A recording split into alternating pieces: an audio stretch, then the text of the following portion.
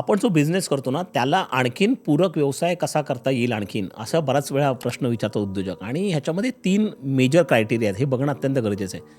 पहिली गोष्ट म्हणजे आपला जो कस्टमर आहे, त्या कस्टमरलाच एन्सर्कल करायचं असेल, त्यालाच जर का आणखीन काय द्यायचं असेल, आपल्या प्रॉडक्टशी निगडीत, आपल्या सर्व्हिसशी निगडीत, तर आपण काय करू शकतो? म्हणजे आता तुम्ही सलॉन उघडलं, तर सलॉनमध्ये तुम्ही केस कापता, पण त्याच्या व्यतिरिक्त आणखीन कुठल्या सर्व्हिसेस देऊ शकतात? तर कस्टमरला तुम्ही आणखीन एन्सर्कल कसं करता? जिथे तुम्ही कस्टमरचा त्याला ARPU असं म्हणतात, ॲव्हरेज रेव्हेन्यू पर युजर, तो वाढवता येईल. ₹300 तो एका व्हिजिटला देता येईल, त्याचे 400, 400चे 500 असा करता येतो.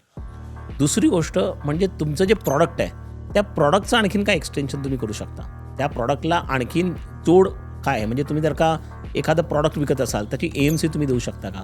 एखादी गोष्ट तुम्ही देऊ शकता, त्याच्यावरती ट्रेनिंग देताय का तुम्ही? किंवा आणखीन काहीतरी स्पेशलाइज सर्व्हिसेस त्याच्यावरती ॲड करताय, म्हणजे प्रॉडक्टचं एक्सटेन्शन.